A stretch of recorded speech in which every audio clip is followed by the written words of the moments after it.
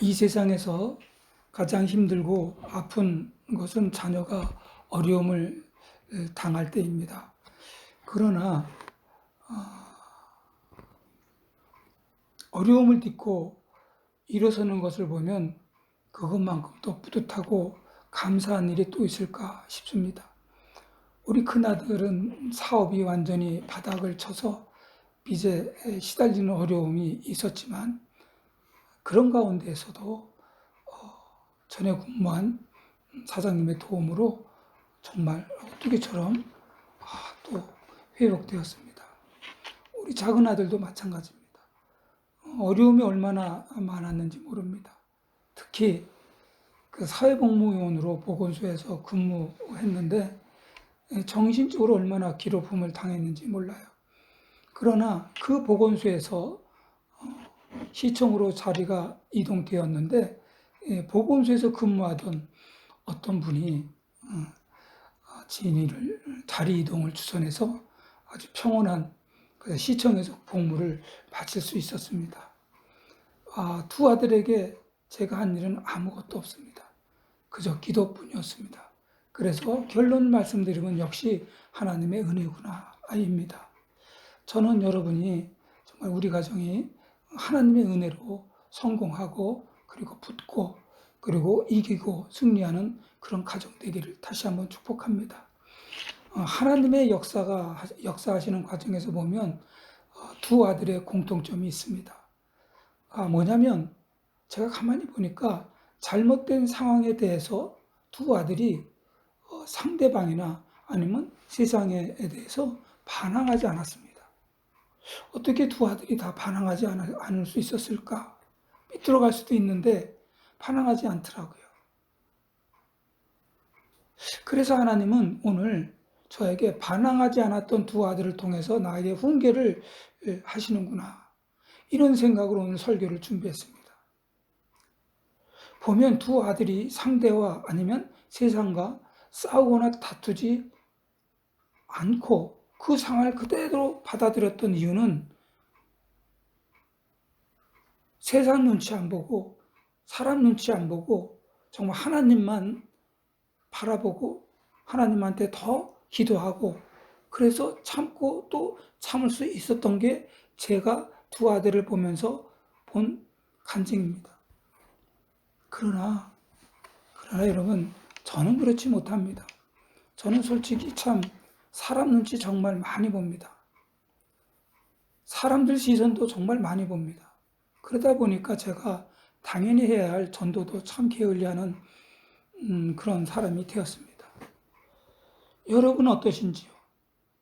아침에 눈을 뜨는 순간부터 밤에 잠들기까지 우리는 수많은 시선을 의식하며 살지 않나요? 회사에 정말 저도 예전에 회사 오랫동안 다녔는데 정말 눈치 많이 봅니다.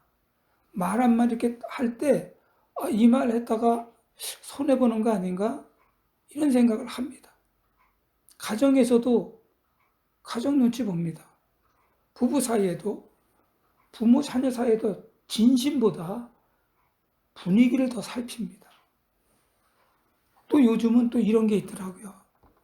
휴대폰 보면 휴대폰 이렇게 열면 완전히 다른 세상이에요. SNS에 사진 올려도 우리는 뭐 SNS에 사진 올릴 일이 별로 없지만 그러나 올릴 수 있는 경우가 있어요. 그 다음에 또 유튜브 할 때 좋아요 몇 개 달릴까? 아니면 사람들이 뭐라고 할까? 댓글 안 달리면 아이고 어떡하지?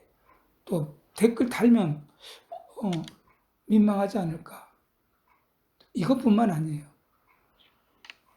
기도할 때도 눈치 봅니다. 헌신할 때도 눈치를 봐요. 예배 드릴 때도 눈치를 보고 우리는 언제부터 이렇게 눈치 보는 인생이 되었습니까? 그런데 놀랍게도 오늘 예수님 시대에 똑같았다는 사실입니다. 오늘 본문을 보면 예수님께서 수많은 무리 앞에서 갑자기 바리새인을 향해서 이렇게 말씀하시는 거예요. 바리새인들의 누룩 곧 외식을 주의하라, 조심해라는 거죠. 이 말씀은 저들의 겉모습이 너희 안에 스며들지 않게 조심하라, 이런 말씀입니다. 무슨 말인가 하면, 다시 표현하면 바리새인들의 겉모습은 경건했어요. 기도 너무나 잘하고요. 거기다가 금식까지 할 정도예요. 저 금식 잘 못해요. 그런데 이 사람들 금식도 잘하는데, 그런데 여러분, 제가 놀란 거는 11조까지 잘해요. 와, 제가 부러워하는 게 11조인데 이분들 11조도 잘한대요. 거의 제가 부러워하는 것도 신학자처럼 말을 잘하는 건데 이 사람들이 신학자 수준이래요. 그런데 여러분, 속은 썩었다, 이렇게 말씀하셨어요. 왜 그렇습니까? 왜 바리새인들의 속은 썩어 있었을까요? 하나님 때문이 아니라 사람 때문입니다.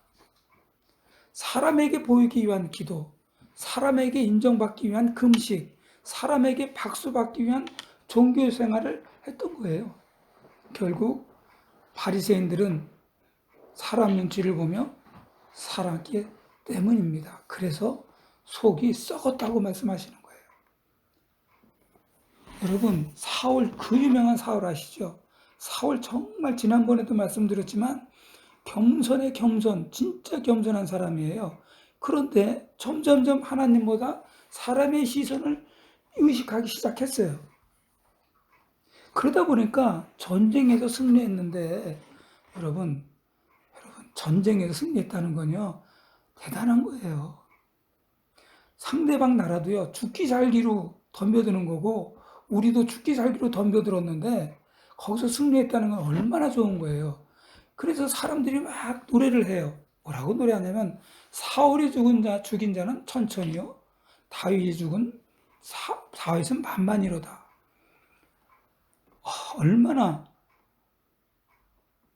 얼마나 멋진 노래예요. 사울이 들어도, 그래, 내가 부리는 장군이 10,000명이나 죽였으니까 내가 이렇게 승리했지, 이렇게 생각한 게 아니라 사울은 이 노래를 듣는 순간 사울의 마음이 무너졌다고 합니다. 사람들이 나를 어떻게 보지? 내가 더 인정받아야 하는데, 이렇게 비교를 해버렸어요. 여러분, 저도 누구와 비교하면 정말 무너져요.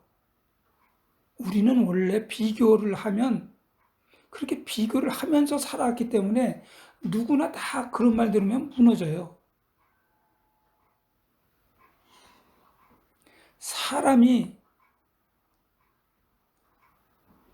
사람의 평가에 붙들리는 인생이 되고 마는 겁니다.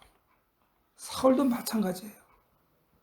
그때부터요, 하나님이 아니라 사람의 평가에 붙들린 인생이 됩니다. 결국 어떻게 되죠?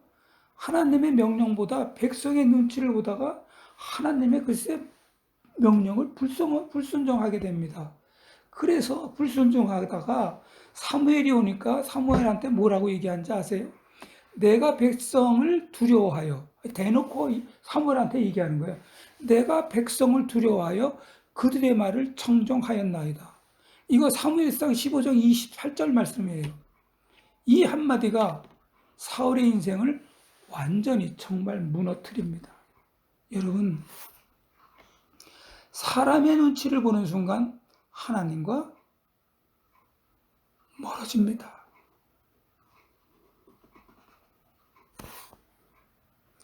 그러나 여러분, 다윗은요, 하나님의 언약궤가 들어올 때 왕의 체면을 완전히 던져버리고 그냥 덩실덩실 좋아가지고요, 춤을 추는데, 춤추다 보니까 속까지 다 비쳤나 봐요.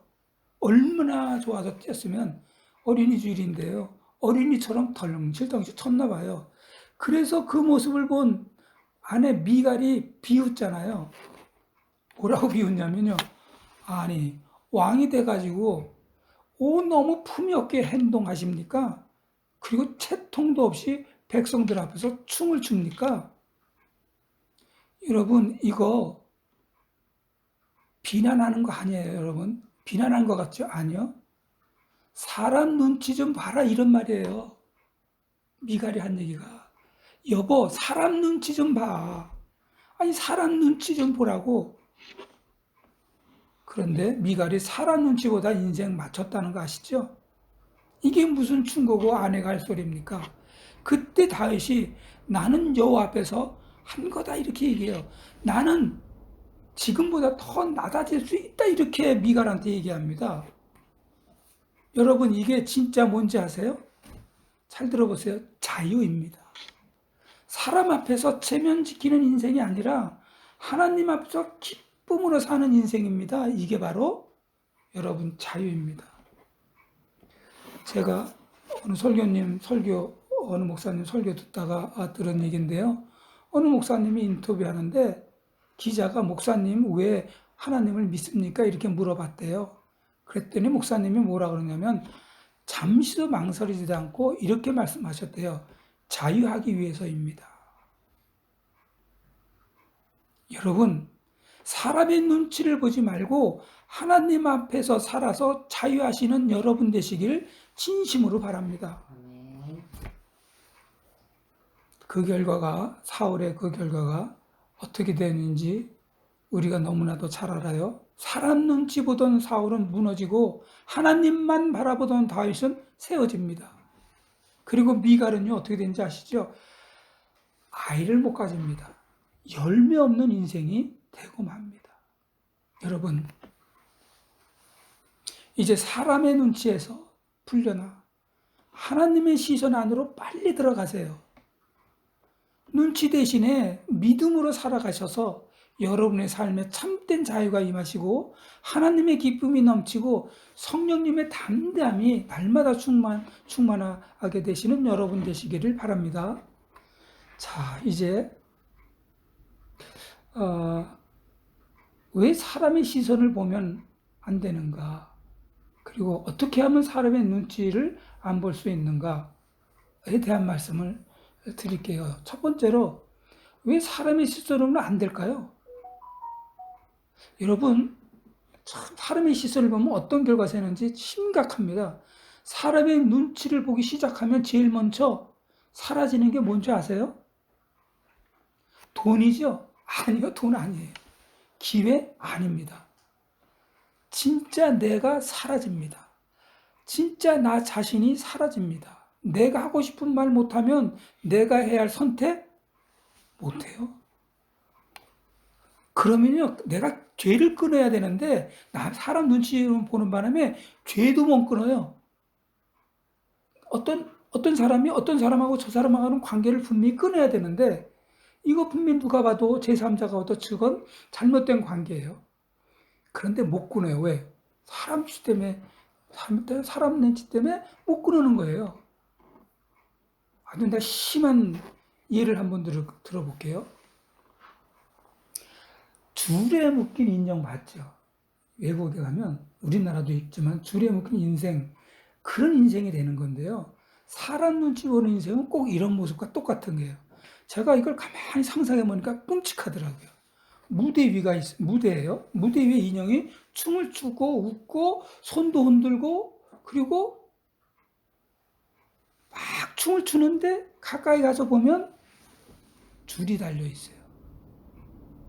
소름 끼치지 않나요? 누군가 당기면 움직이고 누군가가 멈추면 멈추고 누군가가 이렇게 하면 웃고 누군가가 하면 손 움직이고 겉으로 보면 완전히 자유가 있는 것 같지만 사실은 자유가 하나도 없는 거예요. 오늘 많은 사람들이 칭찬하면 기분 좋고 비판하면 무너지고 인정하면 올라가고 무시하면 쓰러지는데 왜 그런가요? 내 감정의 리모컨을 여러분 다른 사람한테 넘겼기 때문입니다. 그게 눈치 아닙니까? 우리 삼손 너무 잘 알죠? 저는 삼손 볼 때마다 느끼는데 이 사람이야말로 사람 눈치 보다가 망한 사람 중에 대표적인 사람 아닙니까? 여러분, 삼손은요, 사자를 찢어 죽인 사람이에요. 블레셋 군대를 한 번에 다 무너뜨리고 정말 초인적인 힘을 가진 사람인데 그런데 그가 무너진 게 전쟁터입니까? 아니요. 한 여자의 무릎 위에서 드릴라 무릎 위에서 무너진 사람이에요. 칼이 무서워가 아닙니다. 창이 무서워서도 아닙니다. 관계가 무서운 거고요. 사랑을 잃을까봐 두려웠고요. 거절당할까 두려워서, 다시 말해서 자기 애인 눈치 보다가 하나님의 명령을 어기고 하나님과 멀려갔기 때문에 그는 눈이 뽑히고 힘을 잃고 인생이 무너집니다. 여러분, 이 칼이 있죠. 칼은 몸을 찌르면, 칼은 몸을 찌르지만 사람의 시선은 영혼을 찌르는 거예요. 그렇게 무서워요, 사람의 시선이. 이렇게 딱 째려만 봐도 내가 다 느끼잖아요 누가 나를 딱 째려? 순간적으로요? 왜 그러지? 여러분, 사람의 시선은요, 칼보다 더 심한 영혼을 찌릅니다. 그래서 사람의 눈치는, 그래서요, 서서히 사람을 조금씩 하다 사람 결국은 죽어요. 죽어요.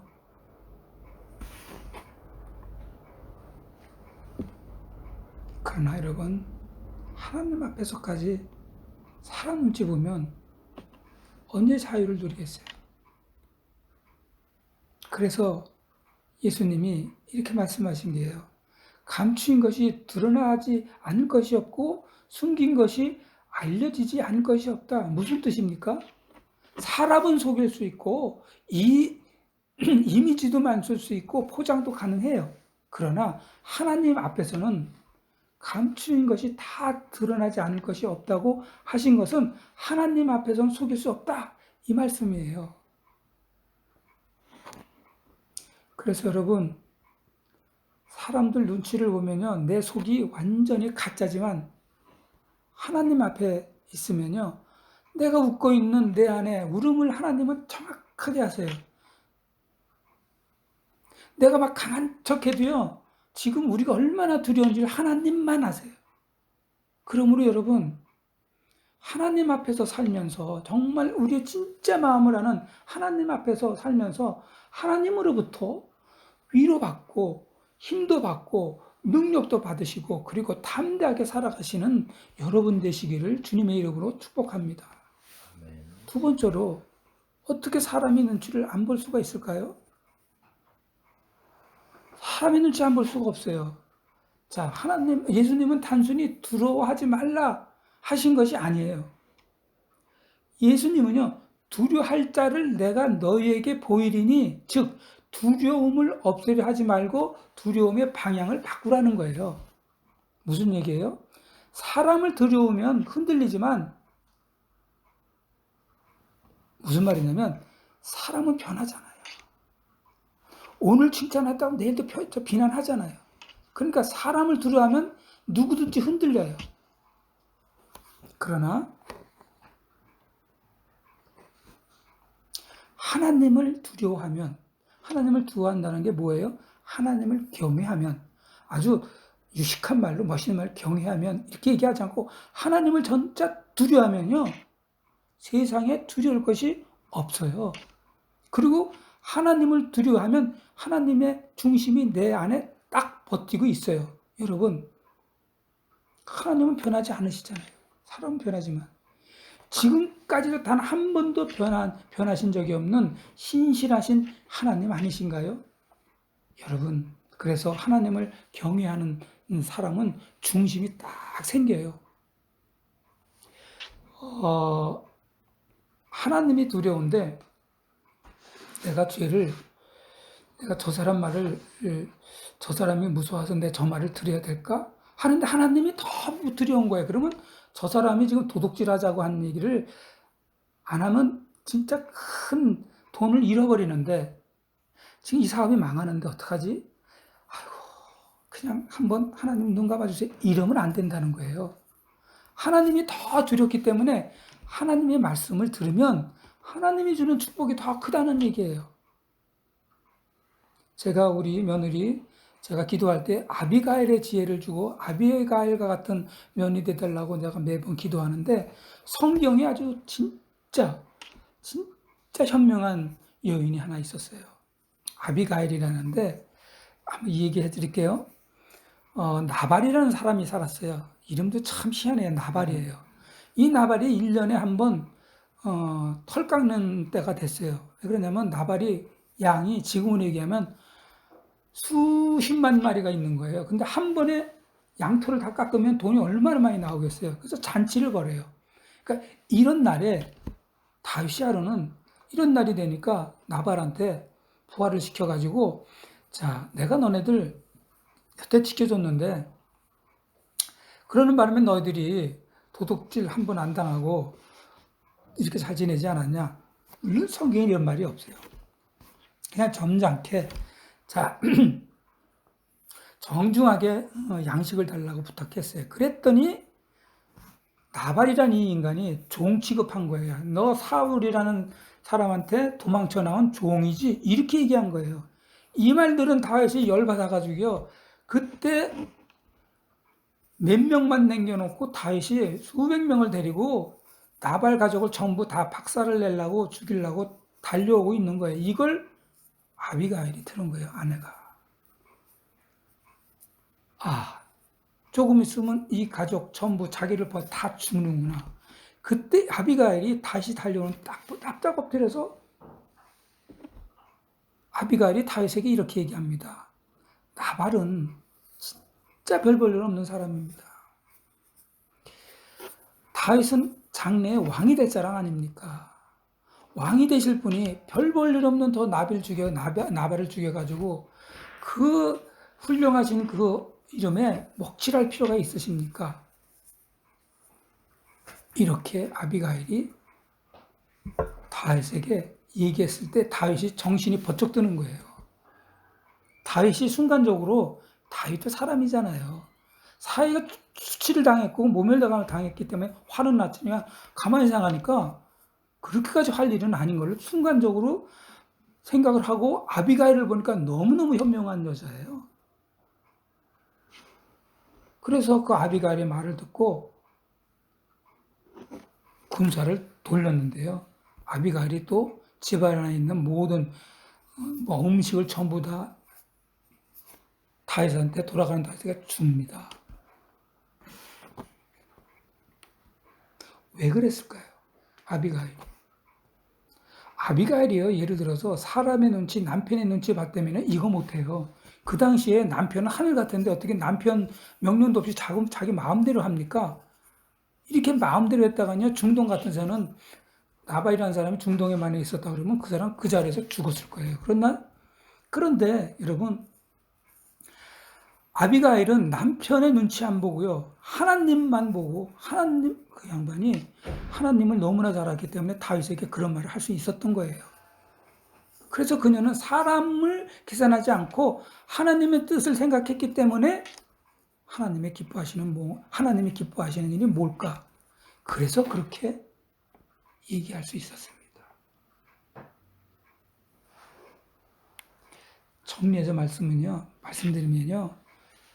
자, 아비가일은 이렇게 다윗을 말리는 것이 하나님이 기뻐하시는 길이라고 정확히 알았던 여인이었기 때문에 담대하게 다윗을 대할 수 있었던 겁니다. 사업을 하건, 직장에 다니건, 회사를 다니건, 아비가일과 같이 하나님이 기뻐하는 길이 뭐지? 정확하게 아비가일 같이 알아가지고 그 마음만 알았다면 아비가일과 같이 담대하게 다윗을 대할 수 있는 그런 여러분이 될 것입니다. 여러분, 그러나 오늘 우리는 사실은 타협하지 않습니까? 손해볼까봐 침묵하지 않습니까? 관계 깨질까봐 죄 짓지 않습니까? 정말 불편할까봐 주일날 뭐 했어? 김대리, 김주인 뭐 했어? 교회 갔다 왔다는 얘기를 못하고, 집에 있었습니다. 이렇게 숨기는 게 우리입니다. 그러나 하나님을 두려워하면 선택이 아주 쉬워져요. 이익이 되느냐가 아니에요. 하나님이 기뻐하느냐예요. 사람들이 뭐라고 하느냐가 아니잖아요. 주님이 뭐라고 하느냐? 분명하게 탐구될 수가 있습니다. 하나님을 경외하는 사람이, 하나님을 두려워하는 사람이 가장 자유로운 사람이에요.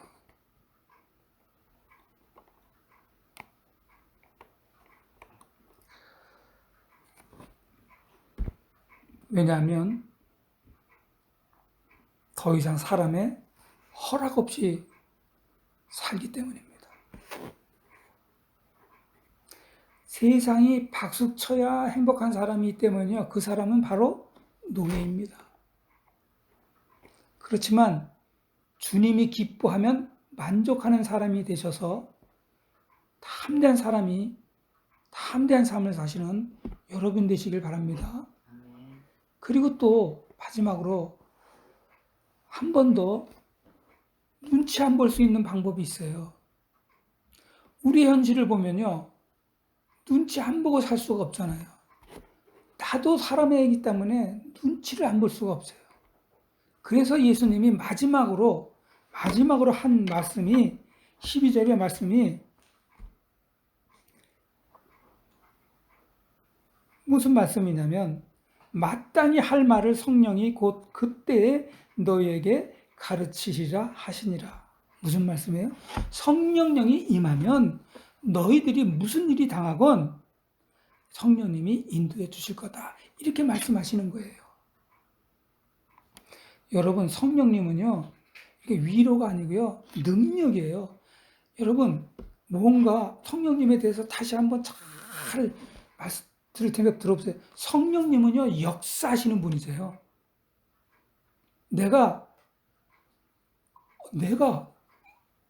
생각지도 않는 말씀이 막 튀어나오면 내가 말하는 게 아니고요. 성령님이 말씀하시는 거예요, 이건. 내가 어디에 가서 나도 모르게 뭔가를 일을 했는데, 야, 이게 왜 이렇게 잘 되지? 여러분, 순간, 성령님이 지금 역사하시는 거예요. 이렇게 생각하시면 100% 맞는 거예요. 능력을 주시는 하나님이신 거예요. 두려움이 많잖아요. 지금 이론으로는 지금 제가 말씀을 다 드렸잖아요. 두려워하지 말라. 능력 주는 하나님이 계시다. 근데요, 성령님이 그거를 도와주세요. 어떻게 도와주시냐면, 예를 하나 드릴게요. 예수님이 잡시던 밤에 베드로가 3번이나 무너졌잖아요. 너도 예수님 믿지? 이런 말 했을 때 베드로가 3번이나 아닙니다. 나중에는 저주까지 하고 도망가잖아요. 이게 우리들 모습인데요. 오순절날 성령을 받아요. 오순절날 성령 받고 베드로가 어떻게 변하는 줄 아세요? 수천 명 앞에서 설교를 해요. 그래서 바리새인들이나 그 당시에 지도자들이 쟤 어부 아니야? 똑같은 성경에 똑같이 쟤 어부 아니야? 그런데 어떻게 저렇게 성경을 줄줄줄 외워? 그것뿐입니까? 유대 지도자들 앞에서 도망 다니는 베드로가요. 그들 앞에서 담대하게 지금 설교도 했던 분이세요. 베드로요. 도망갔던 그 사람이 감옥에서 두려워하지 않았잖아요. 결국 어떻게 됩니까? 순교하는데도 안 들어왔어요. 왜 그렇게 변했습니까? 그 사람 성격이 변한 게 아니고요. 내가 환경이 변한 게 아니고요. 성령님의 임재입니다. 이게 성령님의 역사입니다. 마치 이런 거하고 이거 생각하면 돼요. 내가 맨 목소리를 막 이렇게 하다가 제가 마이크를 잡잖아요. 많은 사람들 앞에서. 그러면 마이크 잡으면요. 어마어마하게 크게 울려 퍼지는 거예요. 그래서 우리 목소리는 약하지만 성령님이 함께하면 영향력이 엄청나다는 그런 영향이 생긴다는 거예요. 내 능력이 부족하지만 성령님이 내 안에 있으면 필요한 말이 다 나온다는 말이에요. 그러므로 여러분 매일 기도하세요. 매일 기도하려니까 하루 종일 기도하는 게 아니라 그냥 급할 때마다 잠깐 기도하세요. 아침에 기도문 주면요. 그거 솔직히 여러분 다른 사람들 이런 기도문 못 받아요. 이런 기도문을 누가 줍니까? 아침마다 목사가. 세상의 목사 아침마다가 주는 기도문 주는 사람이 몇 명이나 될 것 같아요? 1%도 안 될 거예요, 아마. 이 기도문 매일 조금씩만 읽어보세요. 성령님의 역사 안 합니까? 성령님이요, 여러분을 늘 임재하시고 살 것입니다. 그러므로 여러분, 결론을 내겠습니다. 사람의 시선을 따라 살면 상황마다 마음이 변해요. 진실은 자꾸 뒤로 밀려나요. 그렇지만 하나님을 기준으로 살면요, 삶의 방향이 분명해집니다. 그래서 성령님이 임재하셔서 두려움 대신에 담대함으로 살아가시기 바라고, 그래서 하나님의 기준으로 살아가는 여러분의 삶에 흔들리지 않는 평안과 성령님의 담대함이 날마다 충만하시기를 주님의 이름으로 축원합니다. 아멘. 다 같이 기도하겠습니다. 하나님 아버지, 사람의 시선에 묶여 흔들리던 우리의 마음을 붙들어 주시옵소서. 이제는 사람이 아니라 하나님을 기준으로 살아가게 하시고 성령께서 우리의 생각과 선택 가운데 역사하셔서 두려움 대신 담대함으로 살아가게 하옵소서. 그래서 우리의 삶과 가정 위에 주님의 인도하심과 평안함이 함께하여 주시옵소서. 예수님 이름으로 기도합니다. 아멘. 자, 결단의 찬송을 하겠습니다. 내주는 강한 성이요. 마틴 루터가 종교개혁을 하면서 눈물 흘리면서 만든 노래예요. 자, 몇 장이죠? 585장입니다.